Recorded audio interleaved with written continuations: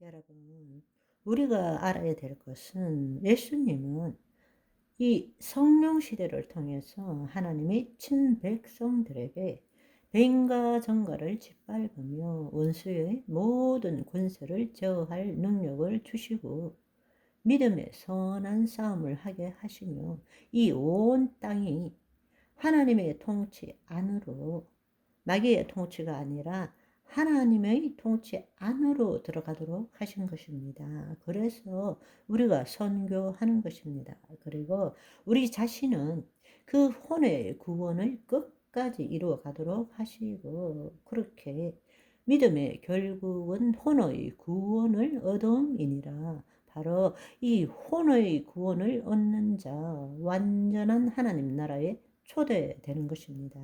아멘. 그러니까 예수님의 십자가 부활로 마귀는 패배하였지만 이미 끝났지만 온전한 승리는 아직 오지 않았습니다. 하나님의 자녀인 우리는 이미 그러나 아직이라는 이 사이에서 마귀에게 속지 않고 성령 안에서 예수 그리스도의 이름으로 마귀의 일을 멸하고 온 세상에 교회를 세우고 온 땅을 정복하고 다스리며 주님의 다시 오심을 간절히 기다리고 있을 때 마침내 주님이 재림하신다라는 것입니다. 혹 재림의 때가 이르지 않았으면 내가 주님 앞에 가는 기쁜 날이 오는 것입니다. 우리가 이 사실을 안다면 우리가 이 현재적 하나님 나라가 얼마나 소중한지 모릅니다. 첫 아담은 실패했지만 우리 안에 마지막 아담이 오심으로 인해서 우리는 믿음의 선한 싸움을 해 나가야 되는 것입니다. 단지 죄짓지 않고 거룩한 삶을 사는 것이 아니라 하나님의 그 비밀의 경륜대로 살아가야 하는 것입니다. 본래 하나님이 창조하신 그 목적대로 살아가는 것입니다. 그게 바로 성령 시대, 은혜 시대, 교회 시대, 이 마지막 시대를 살아가고 있는 우리라는 사실입니다. 아멘. 하나님이 이스라엘에게 말씀하신 절기, 이 절기에 대해서 우리가 좀 알아보도록 하겠습니다. 왜 성령 강림이 오순절 날에 이루어졌는가? 왜 부활절 이후에 50일째에 성령님이 임하게 되셨는가? 우리가 이 오순절 날에 성령 강림에 대해서 정말 정확하게 알기 위해서는 먼저 이 이스라엘 민족들이 가지는 절기에 대해서 알아볼 필요가 있습니다.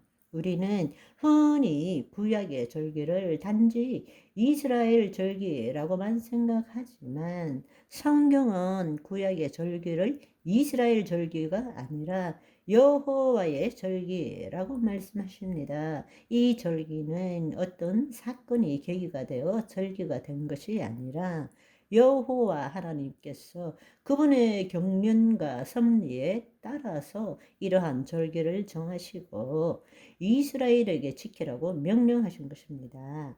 여호와께서 모세에게 말씀하여 이르시되 이스라엘 자손에게 말하여 이르라. 이것이 나의 절기들이니 너희가 성회로 공포할 여호와의 절기들이다 라고 말씀하십니다. 이스라엘 절기는 7가지가 있는데 우리는 지난번에 6월절에 대해서 이야기했죠.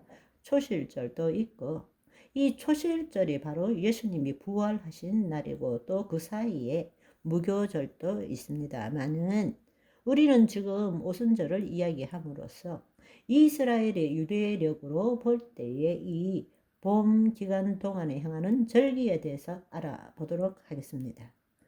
재미있는 사실은 절기라는 단어의 히브리어의 원어는 모에드라는 말인데 이것은 어떤 때 집회 장소, 기한, 성회 같은 이런 뜻도 있지만 모에드가 구약을 헬라어로 번역한 70인역에서는 뭐라고 자주 표현되느냐 하면 카이로스로 표현되고 있다 라는 것입니다. 우리가 시계의 시간을 나타낼 때는 크로노스인데 이 카이로스는 하나님의 때를 말하는 것입니다. 그러니까 이 절기라는 이 자체가 벌써 어떤 사건이 일어났기 때문에 이스라엘 백성들이 기념하는 절기가 아니라 하나님이 예비하신 절기라는 것을 알 수 있는 것입니다. 절기의 그 뜻 안에 카이로스가 들어있다 라는 것입니다. 그렇다면 하나님께서 왜 이러한 절기를 정하셨을까요?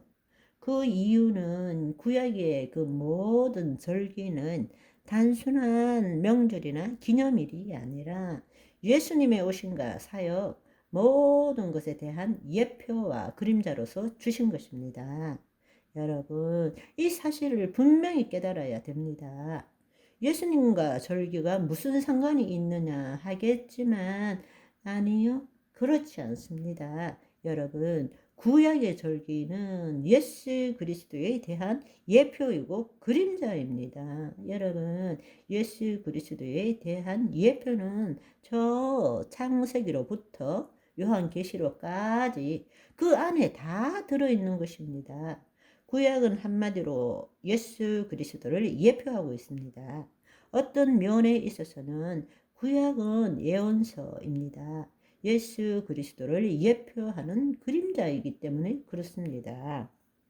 구약의 절기는 예수님의 사역에 대한 예언이라는 것을 여러분들은 받아들이셔야 합니다. 그래서 이 예수님께서는 거꾸로 구약에 예언된 모든 일들을 그대로 이루신 것입니다.